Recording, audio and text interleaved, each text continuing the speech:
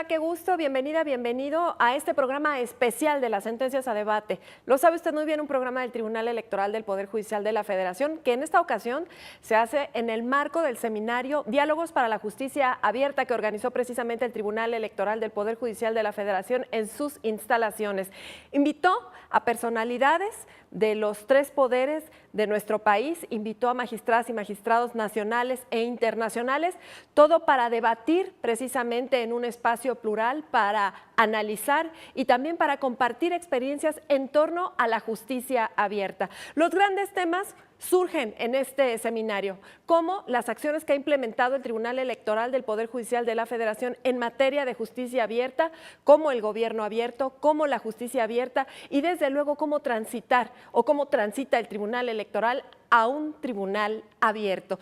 Todo esto y mucho más en el marco de este seminario que organizó el Tribunal Electoral, recuerde, Diálogos para la Justicia Abierta. Yo le invito muy cordialmente a que se quede con nosotros, con Pedro Lara y Malo, que tiene en el estudio a invitados muy especiales. Se trata del magistrado Felipe de la Mata Pizaña y el magistrado Reyes Rodríguez Mondragón, ambos magistrados de la nueva integración de la Sala Superior del Tribunal Electoral del Poder Judicial de la Federación, quienes personalmente le explicarán cuál es ese compromiso que tiene el Tribunal Electoral en búsqueda de la justicia abierta. ¿Nos acompaña?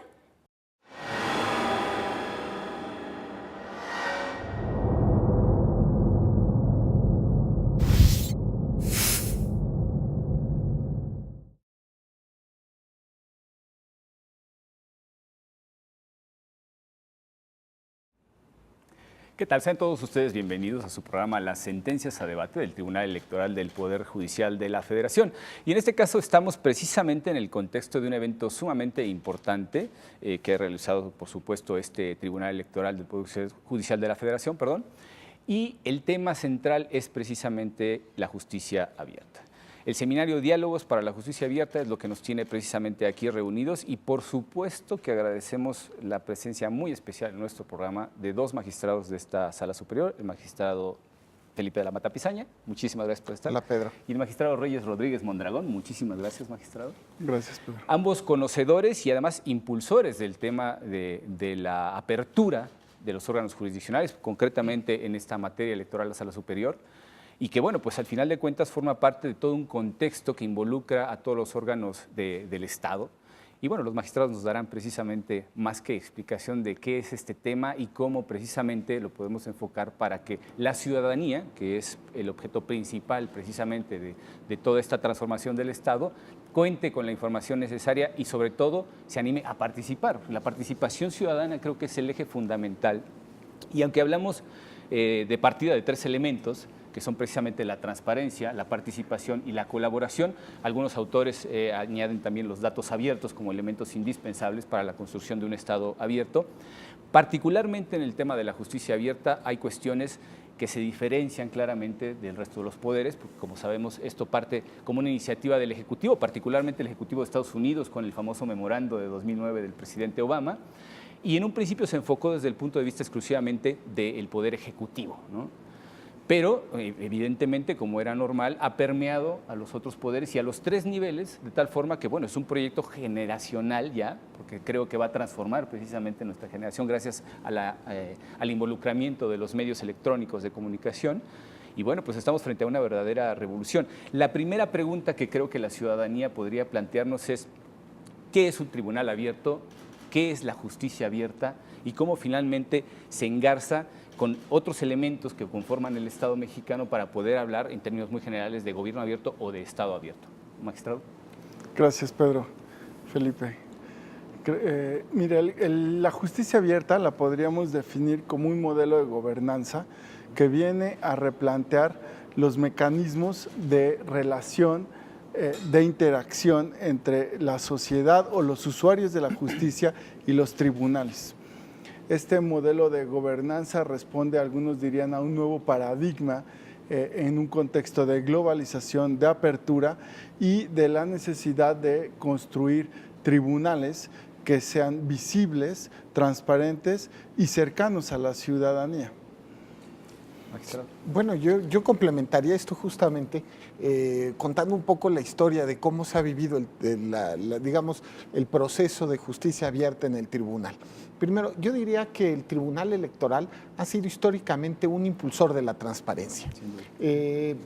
Me acuerdo muy bien cuando yo era secretario de Estudio y Cuenta que se empezaron a presentar algunos juicios para la protección de los derechos político-electorales del ciudadano, es decir, los que nosotros en el argot llamamos los JDC. Y resultaba que estos JDC se presentaban justamente para pedir que los partidos políticos pues transparentaran algunos de sus gastos pues que resultaban interesantes para algunos de sus militantes y que en ese momento no tenían fórmula de garantizar el conocimiento de estos gastos. Tenía un problema técnico si el tribunal podía o no conocer de estos vías de protección de derechos político-electorales, porque justamente el tema de transparencia, de derecho a la información por parte de los militantes, pues no parecía de los derechos político-electorales específicamente establecidos, me parece es el artículo 79 de la Ley de Medios o el 80, pero bueno, de la Ley de Medios donde se hace una enumeración de los derechos político-electorales de la ciudadanía. Esto estoy hablando de hace, pues, ¿qué serán? 15 años, una cosa así, 13 años. Y la Sala Superior justamente hace una interpretación progresista, en ese momento se decía garantista, para justamente entrar al conocimiento diciendo que si bien el JDC era efectivamente para derechos político-electorales, también podía a través del JDC controlarse derechos humanos que estuvieran íntimamente relacionados con el derecho principal. Y bueno, pues de esto fue mucho antes de la reforma de derechos humanos, mucho antes de Barack Obama, mucho antes de las nociones e ideas administrativas que se han ido creando. Yo diría, este tribunal fue impulsor del tema de transparencia y derecho electoral. ¿Cómo engarzarían en todo caso, precisamente con ese precedente, cómo engarzaría la transparencia con otros elementos, como por ejemplo se trata de la participación ciudadana, particularmente hablando, que creo que es la fundamental, pero también la colaboración interinstitucional, que ambos pues, son ingredientes indispensables junto con la transparencia. Ese salto, digamos, cualitativo que se dio de alguna manera posteriormente a las reformas constitucionales correspondientes y a que la transparencia se convirtió en un principio finalmente de naturaleza constitucional, al cual están obligados precisamente todos los entes del Estado. Y esa apertura, de alguna manera, creo yo, y esa es mi opinión personal, dio algunos elementos, pero como esos elementos de información pura y dura, información que pues aparentemente no tiene una aplicación directa inmediata, cómo se transforma precisamente en el elemento de la participación, que digamos sería el siguiente punto.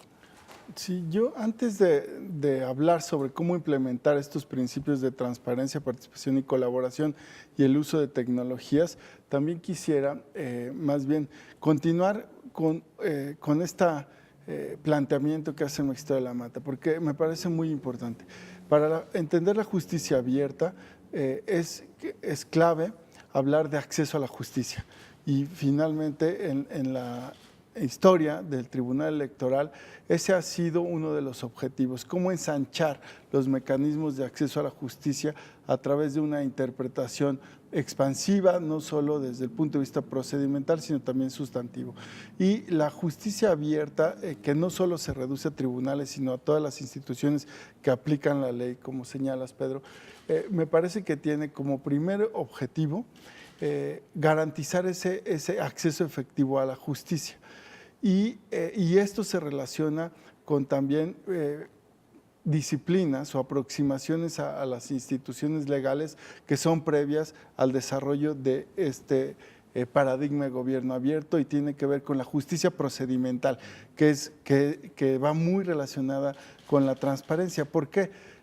Porque desde el punto de vista de la justicia procedimental se establece como tesis que la ciudadanía que tiene experiencias en los tribunales a partir de acudir a juicio y que recibe un trato digno, que es escuchado, es decir, que tiene voz, que se siente parte de un proceso, no solo porque acude a audiencias, sino también por todos los mecanismos institucionales, formales o informales, para conocer el seguimiento de su juicio. Por ejemplo, si tiene acceso a estrados electrónicos o no, si se establecen mecanismos de audiencia, aunque no estén reglados, por ejemplo.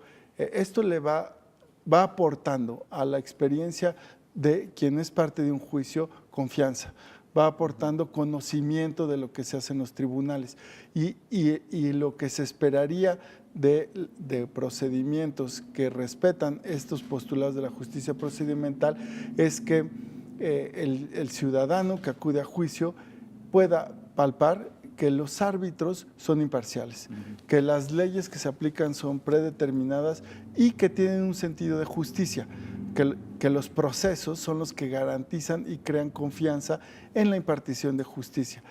Creo que teniendo estas bases, las cuales se pueden lograr a través, claro, de mecanismos de transparencia y de participación, como señalas, y de colaboración, me parece que podremos estar pensando en una justicia abierta más que como un fin, más que como un medio, como un fin, y un fin que tiene que ver con garantizar el acceso efectivo a la justicia y reconstruir la confianza y reducir las brechas entre sociedad, entre derecho y sociedad.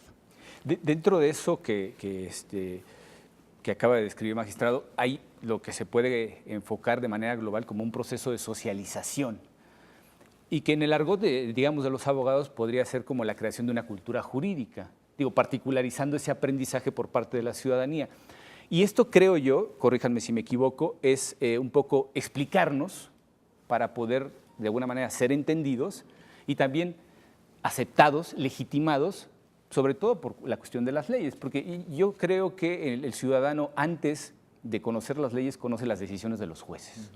Es decir, le afectan de manera mucho más directa las decisiones de los jueces que de alguna manera le explican la ley, pero a veces no parece quedar muy claro el vínculo precisamente, es decir, el proceso de toma de decisiones para el ciudadano y en qué medida, por ejemplo, la transparencia sabemos que tiene dos vertientes principales. Una que es lo que nuestros vecinos del norte llaman la accountability y la otra que sería el empoderamiento a través de la información.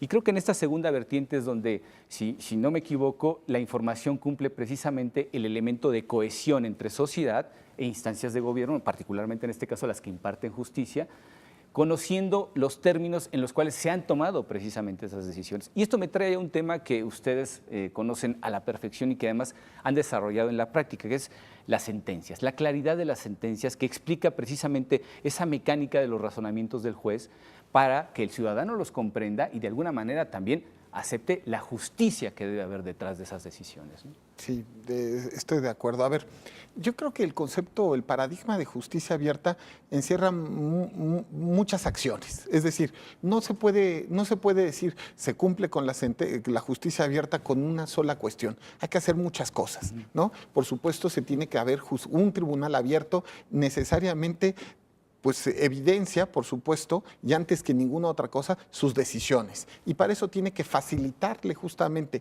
al ciudadano el conocimiento de sus decisiones. Pero esto, si alguien me pregunta, yo diría, esto forma parte de un derecho humano, que es el acceso a la justicia. ¿Cómo puede decirse que alguien accede a la justicia cuando no entiende la justicia que se está haciendo o que se está impartiendo? Evidentemente forma parte de un derecho. Los jueces estamos obligados a eso. Me parece muy claro. Ahora, yo creo que hay tres elementos que se pueden sintéticamente establecer para poder crear, digamos, una fórmula de sentencias un poco más claras. La primera, yo hablaría de una metodología, ¿no? A mí me sirvió mucho leer el manual que hizo la Sala Monterrey. La verdad es que me fue de mucha utilidad. Pero, ojo, la base fundamental es metodología, es decir, pensar primero y antes que nada qué es lo que quieres transmitir, cómo lo quieres transmitir, a quién se lo vas a transmitir. Es decir, como si fuera un ensayo, como si fuera un documento justamente escrito para alguien. Y en este caso, ¿para quién es? Para los justiciables. Primer punto, metodología. La segunda, una cuestión también de formato. Es que no me digas que luego pareciera, yo me acuerdo cuando yo empezaba de pasante y me ponía a leer acuerdos, bueno, me quedaba yo dormido nada más en el segundo renglón, ¿no? Así, un acuerdo, renglón seguido, Arial 2, y tenía 10 hojas, bueno, necesitaba lupa, ¿no? Sí, a ver, sí, si alguien lo va a leer, ¿no? O sea, pues la cosa, hagamos amigable la lectura, ¿no? Bueno, hombre, pues al menos 1.5, ¿no? Un margen un poquito más razonable.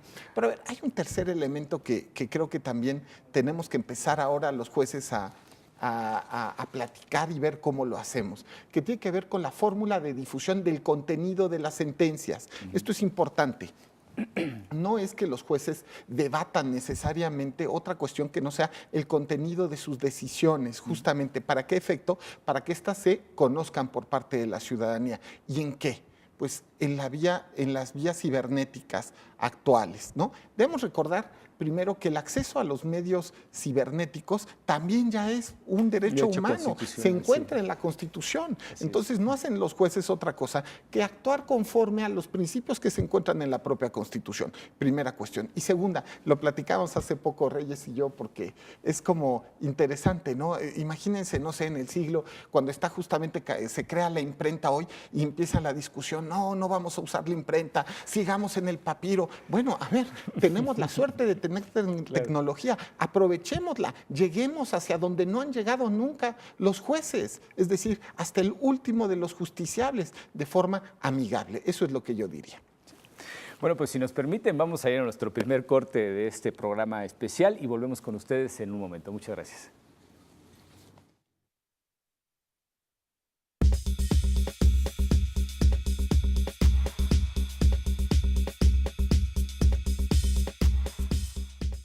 A lo largo de 20 años, el Tribunal Electoral del Poder Judicial de la Federación ha impartido justicia electoral para favorecer tus derechos de participación política, como votar y ser votado, derecho a la información, libre afiliación y asociación, además de impulsar la participación política de la mujer y la defensa de los derechos de los pueblos y comunidades indígenas. Nuestro compromiso es dotar de certeza los procesos electorales. Tribunal Electoral del Poder Judicial de la Federación, 20 años protegiendo tus derechos políticos.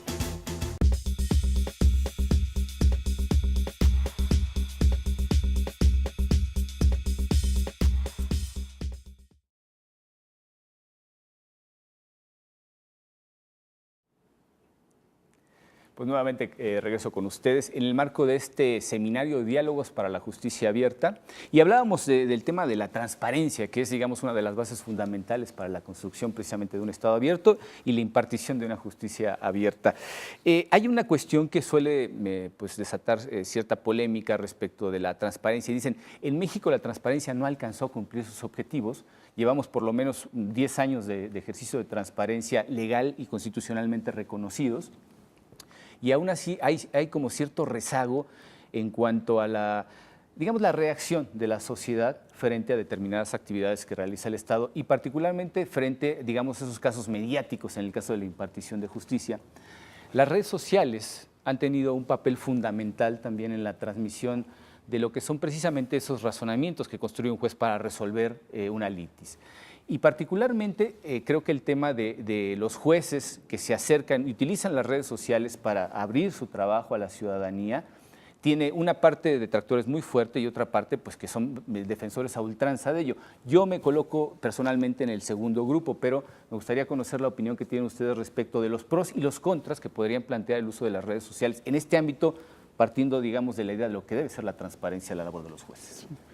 Pedro, yo diría que la transparencia es un pilar, una base, o sea, es el piso de la justicia abierta.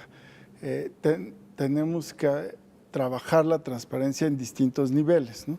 A nivel de procesos, a nivel de datos abiertos, que pueden ser tanto relativos a la actividad jurisdiccional como a la rendición de cuentas sobre las responsabilidades administrativas, el uso de recursos públicos. Y también lo que ya comentaba Felipe, la transparencia en las sentencias, que no se cumple exclusivamente con ponerlas al acceso público a través de Internet o colgándola en los estrados físicos, ¿verdad? Se tiene que tomar en consideración este derecho humano a comprender las decisiones judiciales, a comprender el derecho, a conocer las razones, el porqué de una determinada solución jurídica. ¿Y por qué no otra? Muchas veces también, inclusive en las sentencias, se reflejan verdaderos ejercicios de deliberación, no solo entre las partes, el problema que se plantea y el tribunal, sino también entre los integrantes de un colegiado, y las sentencias tienen votos decisiones mayoritarias, pero cuentan también con votos razonados o votos de minoría. Entonces creo que la forma, la estructura y el lenguaje claro en las sentencias, por supuesto, que tienen una función y cumplen con objetivos de transparencia. Ahora, tienes razón, ¿por qué habiendo tantos esfuerzos, no solo en México, sino en América Latina, en donde la proliferación de leyes en materia de transparencia? Inclusive escuchábamos en este seminario de justicia abierta que México ha sido evaluado como el país que tiene la mejor ley en materia de transparencia. Sin embargo, la opinión pública y el dilema está en que por qué, a pesar de los esfuerzos en tener más leyes y tener instituciones que realmente han hecho un esfuerzo por abrir sus puertas, la opinión pública sigue pensando en que hay un déficit en materia de transparencia o no hay una satisfacción respecto del combate a la corrupción, por ejemplo, que hay todavía prácticas, digamos, de instituciones cerradas, es decir, que no se está cumpliendo con la apertura y las expectativas que ello tiene en un contexto de globalización y de democratización. Y sí, el dilema es por qué siguen siendo los gobiernos, no solo los poderes ejecutivos, sino los judiciales y los parlamentos tan cuestionados por la opinión pública. Y me parece que el tema o la clave está en que no basta con mejores leyes en materia de transparencia. Hay que crear una cultura legal y democrática de transparencia que trascienda al quehacer de la actividad pública, pero que responda a las demandas ciudadanas. Y en ese sentido, la justicia tiene como un reto importante llegar no solo a sus usuarios y crear esta percepción y experiencia de justicia, sino también dialogar con una parte mayor de la sociedad, y para lo cual es muy importante utilizar los nuevos mecanismos de redes sociales, yo diría todos aquellos mecanismos de tecnologías que nos permitan llevar la apertura a más lugares. Estamos en una democracia en la era de Internet. Tenemos que usar, ¿no?, las herramientas que nos ofrece el Internet.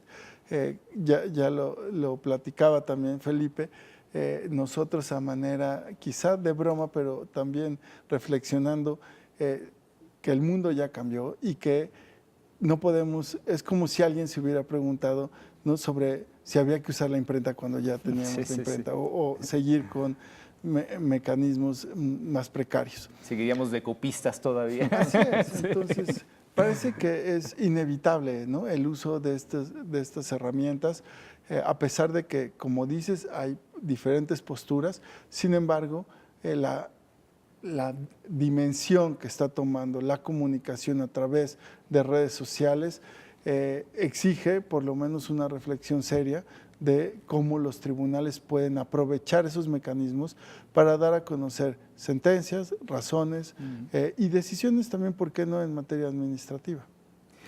Creo que básicamente pues, no podemos negarnos al uso de las tecnologías.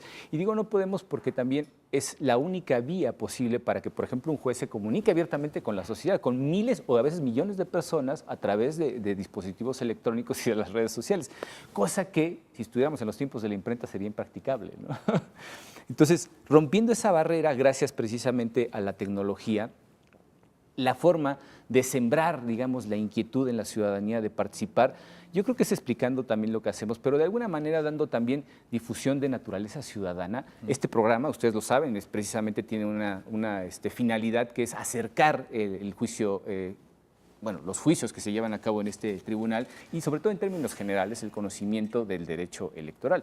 Entonces creo que existen diferentes vías, todos los medios electrónicos ofrecen facilidades, van más allá del espacio y a veces del tiempo. Quienes han hablado, por ejemplo, del derecho al olvido, que es un tema que está muy en boga ahora, pues se encuentran también en una colisión de derechos. ¿Cómo podemos, de alguna manera, entre ese derecho que tiene la ciudadanía a acceder a la información jurisdiccional como parte de su derecho también consagrado en el artículo 17, como parte del acceso a la justicia, cómo podemos trascender precisamente ese ámbito, digamos, de apatía ciudadana o de descomprensión de lo que realmente realizan órganos como este, en el caso del Tribunal Electoral del Poder Judicial de la Federación, que además tiene una incidencia directa en los derechos de los propios ciudadanos. Es decir, no hablamos de un tema que le resulte ajeno a nadie, pero ¿cómo podemos de alguna manera, como parte del Estado, acercarnos a sembrar esa confianza, ¿no? Porque hay cuestiones que se han tratado muy interesantes. Por ejemplo, magistrado, en una intervención que tuvo en Veracruz, creo que fue muy acertado el hecho de decir, el ciudadano tiene que sentirse de alguna manera a gusto con el servicio, la prestación del servicio de justicia que le da. Porque aunque al final de cuentas pierda en la litis, eso de alguna manera le reconforta en la comprensión de que evidentemente la ley es justa y que fue aplicada de manera correcta. Dicen que forma es fondo y creo que en este caso aplica muy bien. Pues mira, Pedro, a ver, primero voy a hacer el comercial, ¿no? Yo tengo Twitter y tengo cuenta de Instagram. Si se puede que me sigan. Que por cierto está a disposición de ustedes la cuenta del magistrado, por supuesto. No, sí. es @FDelaMataP, tanto en Instagram como en Twitter. Bueno, ahora, si me preguntan, pues te puedo decir un poco lo que yo trato de hacer y cuál ha sido mi experiencia. Por favor, sí. ¿No? A ver, por supuesto trato de difundir el contenido de las sentencias que son aprobadas por el Pleno, ¿no? Que yo propongo al Pleno. Te quiero decir que todas las sentencias que propongo van acompañadas primero de un índice, de un glosario, de un flujograma que trata de sintetizar un poco el contenido de la sentencia, justamente tratando de explicarse mejor, ¿no? Pero también estamos ahora haciendo una cuestión más, que es tratar de sintetizar de un solo vistazo el contenido del criterio fundamental que se encuentra en la sentencia.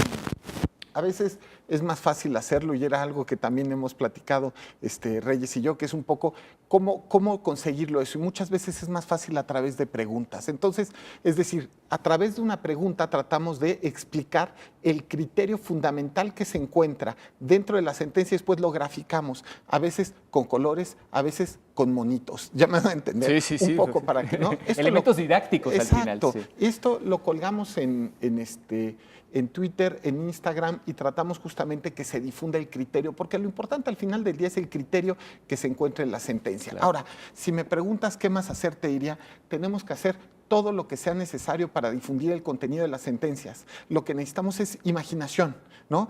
Probablemente ahorita platicamos un poco más, analizamos alguna otra posibilidad de difusión y seguramente vamos a encontrar más, ¿no? Me parece que han sido interesantes casos que hemos visto inclusive del propio tribunal, en el que han hecho hasta cortos que han pasado por televisión, justamente explicando algunas de las sentencias, ¿no? Pero podemos abrirnos a todas las vías que se nos puedan ocurrir. Las vías cibernéticas es una gran oportunidad para los jueces, veámoslo así, una gran oportunidad de poder dialogar con la gente. Y de hecho, dialogamos. A veces, pues las opiniones del justiciable serán duras, serán críticas. Otras veces, pues serán muy interesantes, pero siempre dignas de tomarse en cuenta. Y yo me acuerdo mucho de un caso, de un justiciable que tuve justamente hace unos años cuando yo estaba en la sala especializada. Era un concesionario que se encontraba pues en justamente en alguna radiodifusora lejana a la Ciudad de México y que posiblemente iban a tardar algunos días para que le notificaran la sentencia, ¿no? Porque pues en lo que se llega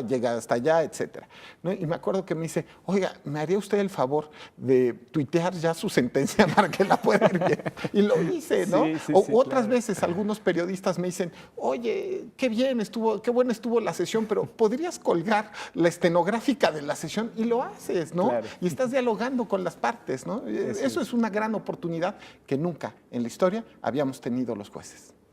Ahora es una oportunidad que tiene que pensarse estratégicamente, porque vivimos en una sociedad del aprendizaje en donde uno de los retos está en capturar la atención en un mercado competitivo y de mucha información. ¿Sí? Entonces, en primer lugar, tienes que dar información útil para la construcción de conocimiento o la toma de decisiones. Y eso implica un trabajo de análisis, depuración, selección y de construcción crítica de la información que estás dando a conocer a través de cualquier herramienta, ya sea el portal o a través del Twitter, por ejemplo. Y por el otro lado, hay que captar la atención, o sea, hay que presentarlo en un formato amigable, un formato atractivo, porque también las redes sociales tienen este dilema o esta complejidad de que los usuarios pueden estar saltando de una cuenta a otra, de Facebook a Twitter, a Instagram o a Snapchat. Y bueno, implica pensar cómo te vas a comunicar. Yo, por ejemplo, no tenía Twitter, es más, no tengo otra red social, solo Twitter, y la tengo básicamente por mi función jurisdiccional. A partir del año pasado, en febrero, la abrí, e inclusive la abrí por un mecanismo de protección, porque había quien quería tener una cuenta a mi nombre y reportar mi actividad. Entonces, tomé la decisión de hacerlo yo mismo. Sí, ¿no? era mejor personalmente, sí. Y hoy en día creo que tiene un potencial enorme. Por ejemplo, yo también sigo el ejemplo de Felipe de poner a través de infografías las decisiones del Tribunal Electoral. Y no cosa que, perdón, y ahora el comercial voy a hacer yo, me ha facilitado mucho la tarea en Sentencias a Debate. Muy bien. Sí, no, la verdad es que al final de cuentas, cuando uno se encuentra con la información ordenada, por ejemplo, lo del glosario, ¿no? Lo de un índice, el enunciar el sentido de la sentencia desde el principio, porque de verdad, o sea, yo creo que hay abogados litigantes que de pronto tienen tantos asuntos que dicen, bueno, yo lo que quiero saber, nada más, búscale. No, pues está luego al principio, Pero entonces todo acerca. el mundo comienza leyendo las sentencias por el Por los final. resolutivos, exactamente, sí. Entonces hay que ordenar las cosas, ¿no? Absolutamente de acuerdo, sí. No, eso al final de cuentas también ha permeado en el uso del lenguaje, es decir, el instrumental técnico cognitivo con el que cuenta el ciudadano promedio, pues no alcanza precisamente a entender muchas de estas cuestiones. Y creo que la labor que se está realizando precisamente en esta integración ha ido a simplificar el uso del lenguaje. Esto es una cuestión creo que fundamental porque, como bien había dicho el magistrado de la Mata, si no se entiende lo que dice una sentencia, pues no hay un proceso de impartición de justicia que el ciudadano pues, perciba como tal. Es decir, no sé ni lo que me están diciendo, lo que resolvieron, incluso siendo parte de la litis. Sabemos que en el caso nuestro pues, tenemos la particularidad de que casi siempre pues, hay abogados detrás, los partidos políticos tienen recursos y demás. Pero cuando vienen, por ejemplo, ciudadanos a través del JDC, ciudadanos de una comunidad indígena, por poner un caso, que sería el caso precisamente extremo de grupos vulnerables dentro de nuestro país, es verdaderamente un regalo explicar las cosas con la simplicidad con la que se ha hecho. En el caso particular de los grupos y comunidades indígenas, también la traducción a las lenguas autóctonas, una síntesis, porque ni siquiera es necesario traducir todas las sentencias, sino darles una síntesis de los porqués y los cómo se llegó a tal decisión y que al final de cuentas afectaba a sus derechos. Creo que esos han sido pasos valiosísimos y no creo que tengan parangón en nuestro país. Evidentemente podemos comparar, en el derecho comparado hay varios elementos que podríamos atraer. En esa autonomía que tenemos desde un punto de vista nacional, con lo planteado por la Alianza para el Gobierno Abierto, que fue al final de cuentas la iniciativa con la cual México se sumó a este grupo inaugural de países que comenzaron con este movimiento ya global de apertura, de transparencia y sobre todo de gobierno abierto en términos generales, como habíamos dicho en un principio. Han conseguido ciertos resultados que nosotros ni siquiera podemos comparar. Es decir, el esquema mexicano es muy particular y creo que así debe de permanecer. De alguna manera creo que se plantearon así las cosas. ¿Qué particularidades en el contexto específicamente de la impartición de justicia en nuestro país podrían considerar como relevantes, tanto a favor como en contra de esa labor de apertura de los tribunales? Pedro, justamente lo que señalas es muy importante. Para fomentar la participación, primero hay que comprender y la ciudadanía tendría que entender las sentencias, las decisiones, el actuar de un tribunal y así fomentaríamos esta interacción, este diálogo en doble vía. Ahora, eso es en México y en cualquier parte del mundo. Yo prefiero hablar de comparaciones y de apertura, que eso es, digamos, lo más lógico desde esta perspectiva de justicia abierta. Entonces, más que destacar particularidades de los poderes judiciales en México, yo diría que cada contexto exige una serie de transiciones y transformaciones institucionales distintas. No es lo mismo hablar de la obligación de sesiones públicas en México, de los tribunales electorales estatales, del propio Tribunal Federal, o hablar de la obligación de sesiones públicas en una democracia consolidada, por ejemplo, en Europa. ¿verdad? En Alemania o en algunos otros países de democracias consolidadas, parecería que no es necesario, inclusive que podría generar una serie de incentivos que no, pues, no desean. Sí, incentivos perversos. Sí. Por ejemplo, que las discusiones de los órganos colegiados se den de manera pública, como lo hace la Suprema Corte de Justicia de la Nación en México o la Sala Superior.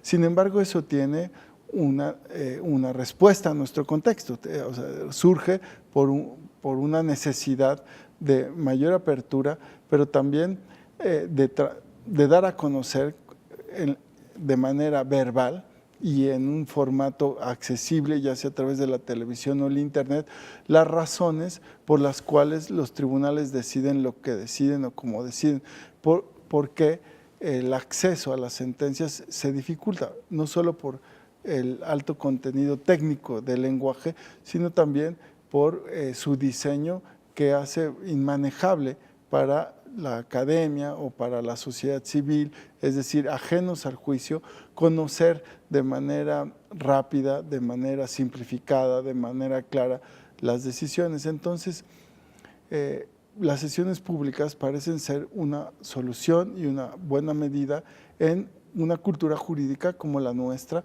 y en una cultura institucional en donde lo que se buscaba es que los tribunales electorales ejercieran un rol lo más pronto posible en un contexto de transición democrática o de democracias incipientes, un rol de protección de derechos y un rol de contrapeso a las distintas instituciones.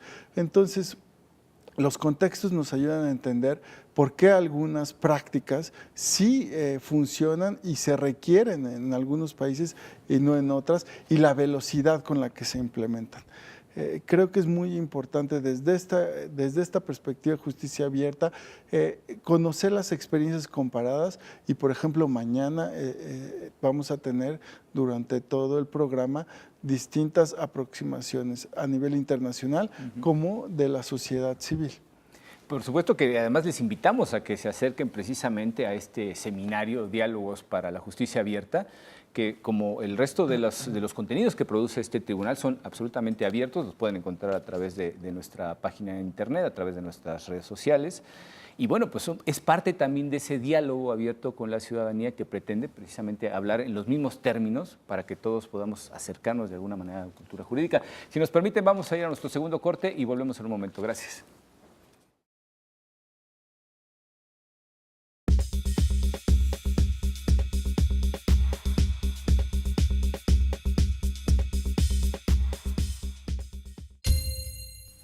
La Defensoría Electoral para Pueblos y Comunidades Indígenas del Tribunal Electoral del Poder Judicial de la Federación ofrece gratuitamente servicios de defensa y asesoría para garantizar tus derechos político-electorales, tutelando la participación de mujeres y hombres indígenas en condiciones de igualdad jurídica, para elegir órganos de autoridad, conforme a tus propios sistemas normativos internos. 20 años protegiendo tus derechos políticos.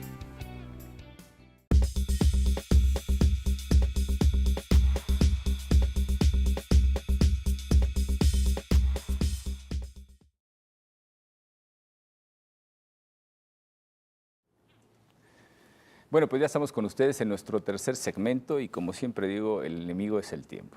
Y bueno, pues continuando precisamente en esta línea de las cuestiones que digamos que tienen que salvar los jueces mexicanos y que bueno, en el ámbito internacional tienen algunas cosas que enseñarnos, esas diferencias.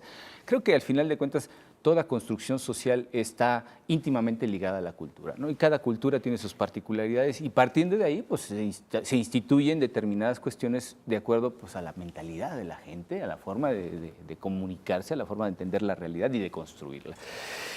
Hay un tema que es, digamos, polémico, porque evidentemente ha sido una práctica forense de siglos, en los que ha habido siempre un ejercicio, digamos, secreto de la actividad del juez, por lo menos una parte que se encuentra además reservada, y que si bien sabemos que la sentencia es pública, no se puede tener ese acceso abierto que muchos han reclamado. Hay voces críticas que dicen, bueno, ¿por qué no acercarnos al propio expediente o a los proyectos de sentencia de tal forma que podamos ver precisamente de manera transparente el debate de ideas que se da al interior de los órganos colegiados y saber las posturas de cada uno, cuál podría ser para nuestro punto de vista pues la más razonable, no solo la más conveniente, sino la más razonable en la comprensión de lo que es la justicia en un país y el sistema jurídico particularmente. Pros y contras de abrir a ese grado, porque entiendo la transparencia, pues va en esa dirección, pero hasta dónde realmente podemos llegar sin vulnerar por lo menos la autonomía y la imparcialidad de los jueces, generados de manera natural por la presión social que muchos temas, en el caso de los temas electorales mayormente relacionados con la política, pues son temas álgidos, ¿no? Y cuando son temas de gran relevancia social, pues hay una presión enorme hacia los jueces. ¿De qué manera se puede manejar esto de abrir toda la información? ¿Quitaría presión? ¿Aumentaría la presión? Pedro, mira, yo creo que hay una cuestión que tarde o temprano la justicia electoral va a tener que afrontar, que es el tema de que exista un juicio electoral en línea. Hoy día la Ley General del Sistema de Medios de Impugnación en materia electoral, que en 1996, cuando fue emitida, era una ley ultramoderna, ¿no? Porque hablaba de la notificación por fax. Una de las primeras cuestiones que tuve, que fue, por cierto, un problema de alguna gravedad, fue cuando me tocó ser secretario general de la Sala Superior, se descompuso uno de los faxes. Entonces, no podíamos conseguir un fax porque ya no se producen. Nadie los usaba, es decir, claro. entonces, la Sala Superior tuvo que emitir un acuerdo diciendo que se podía hacer notificación electrónica. Fue toda una temática implementarlo. A ver, un tribunal pionero al final. Sí, en 1996 la notificación por fax era una cuestión fundamental. Pero a ver, el tema entonces es en realidad si esta legislación no es ya vetusta, ¿no? Y sobre todo no afronta las nuevas fórmulas que ya existen en el amparo. Es muy curioso. Hace 20 años el amparo volteaba a ver al electoral. Ahora nosotros tenemos que preguntarnos justamente si no tenemos que abrevar del ejemplo de que ha realizado el Consejo de la Judicatura y la Suprema Corte. Y en ese contexto, a lo mejor podemos justamente abrevar de un expediente digital, un expediente electrónico.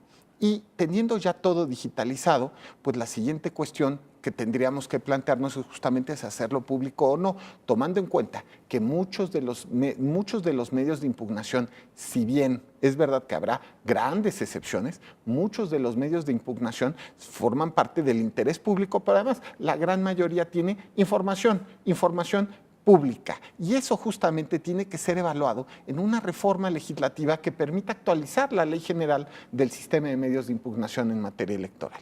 Y creo que se abre también la alternativa, de alguna manera, que algunas instancias administrativas del Estado mexicano ponen en práctica y que, pues, de alguna manera es también un vehículo para el diálogo.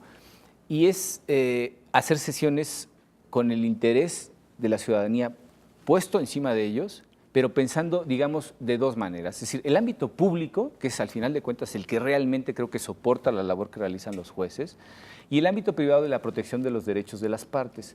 Las versiones públicas, incluso de proyectos, se podrían hacer versiones públicas de proyectos de sentencia, sin vulnerar los derechos, al final de cuentas, por ejemplo, de datos personales, cuestiones de secrecía propias de la resolución del asunto, cuando intervienen, por ejemplo, pues, elementos que podrían descomponer el propio proceso jurisdiccional y de alguna manera contaminarlo. Pero siempre tenemos la posibilidad de hacer pues, esas versiones públicas, incluso de los propios proyectos de sentencia. Sí. Mire, lo dices bien y el ejemplo que pone Felipe nos ilustra mucho cómo las prácticas judiciales, que ya sea porque están así previstas en la ley o porque ha sido la forma en que trabajan los tribunales, tienen que ir cambiando gradualmente. Es decir, siempre hay una relación entre continuidad de una tradición, de buenas prácticas, de lo que está funcionando y garantiza principios, ¿no? Como la seguridad jurídica, el debido proceso, otros, pero también se requieren cambios, transformaciones, porque en primer lugar tienes nuevas herramientas que antes no tenías. El Poder Judicial tiene juicio en línea. El Tribunal Fiscal Administrativo tiene procedimientos en línea. El Tribunal Electoral no los tiene y y me parece que no faltará mucho para que, como decía Felipe, ya se instaure algo así como un juicio en línea. Sí tenemos instrumentos electrónicos, por ejemplo, de notificación, o estrados electrónicos en los que se puede consultar cada una de las actuaciones que lleva a cabo una sala regional, la sala superior. Y también hay otros mecanismos que a través de la tecnología nos permiten hablar de una difusión, de una socialización de las decisiones judiciales. Están las sesiones públicas que se transmiten por internet y las sentencias están en la página y casi de inmediato. Sí. Con algunas excepciones, y por eso hay que subirlas a través del Twitter, ¿verdad? Pero con esto quiero decir, se han hecho esfuerzos a lo largo de varios años, de décadas, y muy probablemente los siguientes pasos que veremos hacia adelante es hablar de un juicio en línea en donde puedes distinguir niveles de acceso para las partes, claro, que podrían tener el conocimiento paso a paso de todo el expediente electrónico. Los juicios en materia electoral, salvo los laborales, podríamos decir que el resto son de interés público. Habrá casos excepcionales. Y por el otro lado, y esto porque lo digo, porque también otro nivel de acceso que se tiene que plantear es a todo el resto de la sociedad, que no está siendo parte del juicio. En otros países distinguen esos dos niveles de acceso, se pueden otorgar claves únicas a usuarios que son parte, como también abrir a cualquier interesado el conocimiento del proceso y no solo de la sentencia.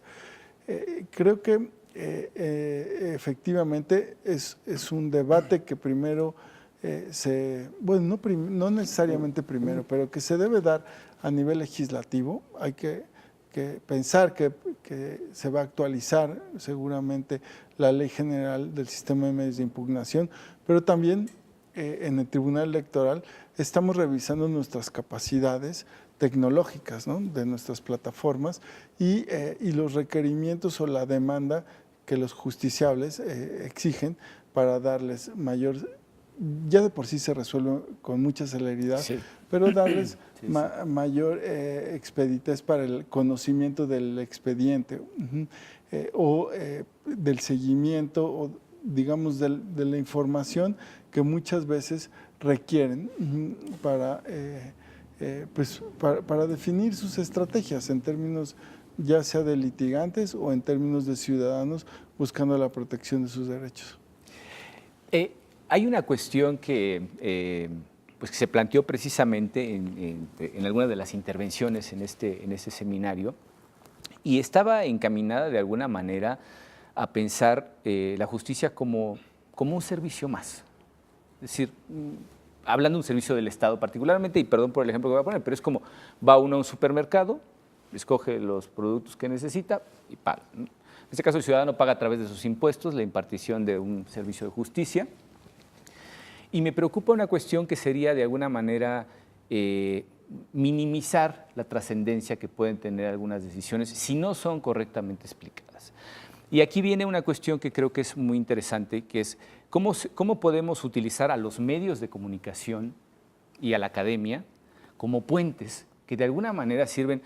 Ya no hablo de traductores en sentido estricto, pero podemos generalizar como traductores de lo que aquí se debate y lo que se resuelve. ¿Cómo acercarnos precisamente más a esos medios masivos de comunicación, a todos los instrumentos en general que tenemos de difusión para el conocimiento de la materia electoral y por tanto también para entender la lógica en la decisión de los jueces? Sin duda eso es un gran reto. Me parece que los jueces tenemos que fomentar justamente esta cercanía. Me parece que el tribunal también ha sido punta de lanza en esta cuestión. Así me parece que es de los pocos tribunales que crea por primera vez un observatorio judicial para el análisis de sus sentencias. Es decir, organiza un foro en el cual escucha a los académicos criticar, analizar, ponderar las sentencias emitidas por el tribunal y el juez interviene pues en su carácter pues prácticamente de moderador de las mesas, y los académicos son los que están debatiendo. Es nutrido e interesante esta función. Pero además hay otras fórmulas que pueden ser como cercanía que existe a los medios. Por ejemplo, también el Tribunal Electoral históricamente ha hecho cursos de capacitación a periodistas. Está por hacerse uno en unos días, justamente en el cual se explica a los periodistas, que no todos serán abogados, por supuesto, se les explica el funcionamiento del tribunal y de la justicia electoral, porque sabemos y entendemos que justamente pues esto es pues fundamentalmente es una operación técnica, y por lo mismo tiene que ser explicada, ¿no? Claro. Sí, lo decían hoy varios de los expertos, de las funcionarias públicas que nos acompañaban, que efectivamente el gobierno abierto no es un fin en sí mismo, es un medio. Creo que esto es trasladable a la justicia abierta. No es un fin en sí mismo, es un medio. ¿Para qué? Ellos mencionaban que para darle acceso a los bienes y servicios públicos de manera efectiva o eficaz a la ciudadanía.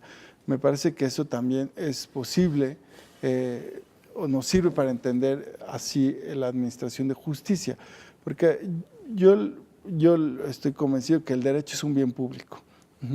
Y como bien público, las instituciones que operan, los operadores del derecho, tenemos la responsabilidad de acercarlo a quien lo necesita, es decir, a quienes acuden a los tribunales, y no solo a las partes en un juicio.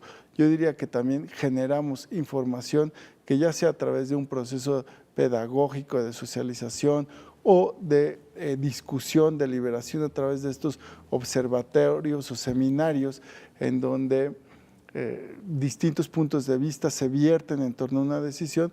Lo que se va construyendo es una cultura legal en materia electoral, sobre nuestros valores e instituciones democráticas, sobre los procesos electorales, las reglas y las expectativas que pueden tener quienes participan de esos procesos electorales.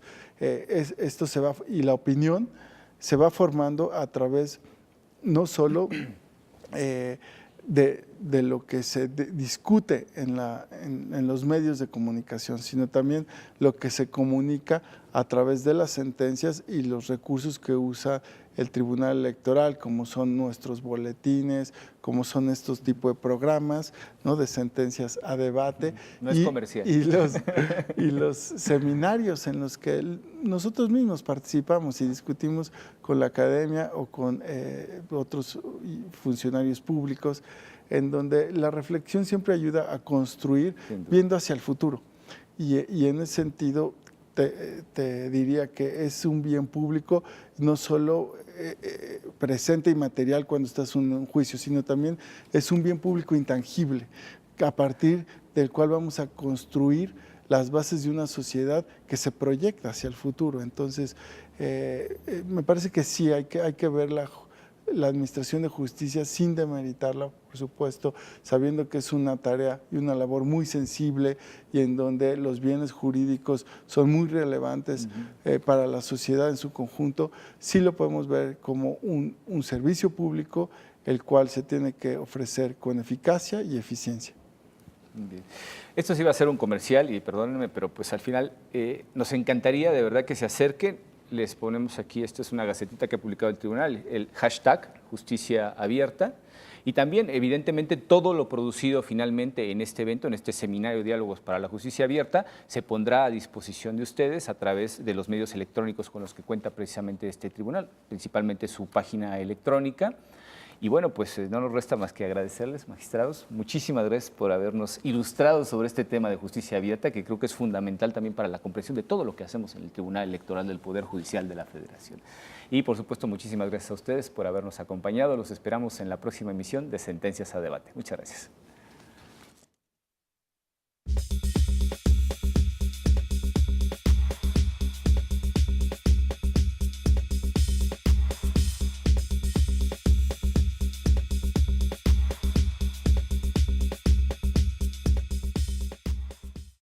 Gracias a tu confianza, Plataforma Electoral celebra su segundo aniversario.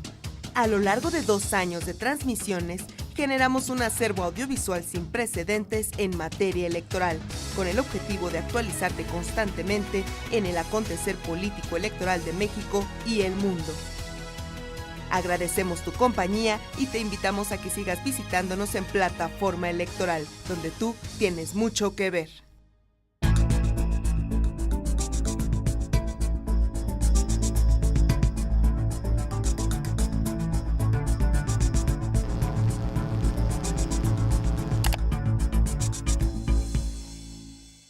...730 días transmitiendo contenidos especializados en materia electoral. Plataforma Electoral, segundo aniversario.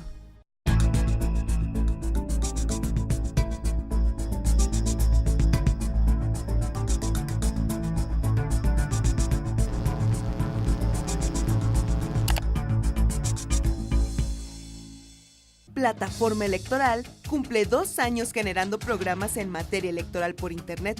Transmite todos sus contenidos digitales por www.te.gov.mx/plataforma electoral. Hasta hoy se tienen 17 programas en diversas barras programáticas, compuestas por /sesión pública, /aporte, /asómate, /conócete y /infórmate. En estos 2 años, la producción se ha realizado en un solo foro de televisión con diversos sets giratorios que nos permiten crear todas las escenografías. En este tiempo, se han producido más de 1000 contenidos originales en los que participaron más de 600 invitados, entre especialistas, académicos, artistas, entre otros. Además, se han registrado en nuestra plataforma electoral más de 1,700 suscriptores y más de 800,000 visitas a nuestros contenidos. Todos los días se producen contenidos de calidad para ti, que puedes ver en www.te.gov.mx/plataforma electoral. Plataforma Electoral, el canal por Internet del Tribunal Electoral del Poder Judicial de la Federación. En donde tú tienes mucho que ver.